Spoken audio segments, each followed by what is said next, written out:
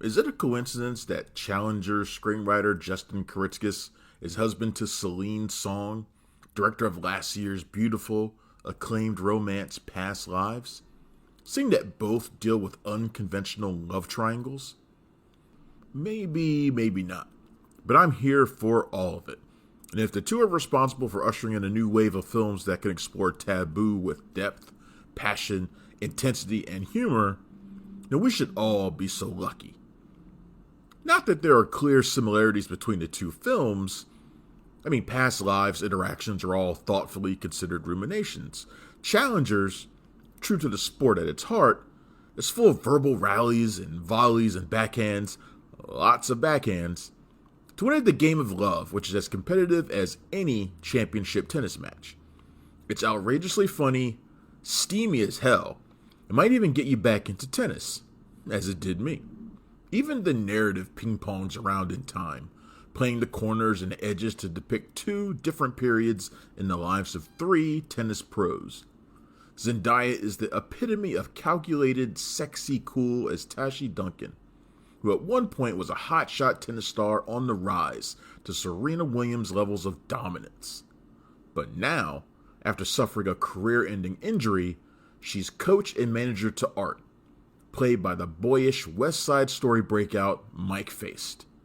A few years earlier, Art was a multi-time Grand Slam champion, but now at the age of 31, he's burned out, tired, and in a major slump. Tashi enters Art into the ATP Challenger Tour, where he can destroy inferior competition and get his groove back. Swimming in inferior waters just happens to be home for Patrick, though. Played with shady charm by Josh O'Connor, Patrick is Art's former BFF and also one of Tashi's past lovers. He's also hit on some hard times, but frankly, he kind of seems to be right where he belongs, slumming in on the Challenger Tour, sleeping in his car, begging for scraps of food. He eats when he wins, or sometimes just if he shows up. Art and Tashi have endorsement deals, but he's got the foolish pride of the starving artist. Was this all part of a calculated plan by Tashi to get Art back to his competitive best? Or were her motives more personal? See, Patrick has kind of been hanging around in Art and Tashi's lives for nearly a decade. And in one of the film's many flashbacks, we see how it all started. As teenagers, where the guys are fresh-faced junior doubles champions and Tashi is on the fast track to superstardom. While attending the same party, the two horny dudes, because that's what they are, convince Tashi to join them in their messy hotel room. A few drinks leads to some light flirting, in which she taunts them about going after the same girl. That soon leads to them kissing her, and then the guys kissing one another.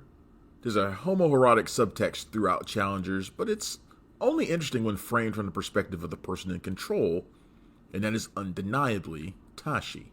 Shot with style and panache by Luca Guadagnino, Challengers literally and figuratively places Tashi between the two most important men in her life. Her head swiveling left and right as Art and Patrick battle it out for the title or for love. Tashi is always a point or two ahead, maneuvering them wherever she wants and convincing them to feel whatever she needs them to at the moment. It's such an authoritative performance by Zendaya that it threatens to make you hate Tashi a little bit, and to feel sorry for those who love her. But she is who she is only because competition and winning are all she's ever known. She's so damn good at everything, and she always plays to win. Tashi's the type of person you love to hate and hate to love. Like a match with constant lead changes, Challengers never stays on one footing for very long. With the characters going through so many twists and turns, some of their choices become a bit questionable, and the ending is ambiguous to a fault.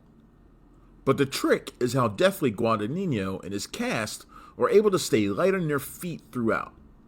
They bound easily from screwball comedy to melodrama with each serve. Backed by a surprisingly thumping score by Atticus Ross and Trent Reznor, Challengers holds court as the most entertaining sports dramedy in ages. As for who wins, well, we all do. Challengers opens in theaters on April 26th, and it gets a 3.5 out of 5. Thanks for checking out the show. If you like what we're laying down, please subscribe to our channel and click the bell to receive notifications for all of our latest stuff.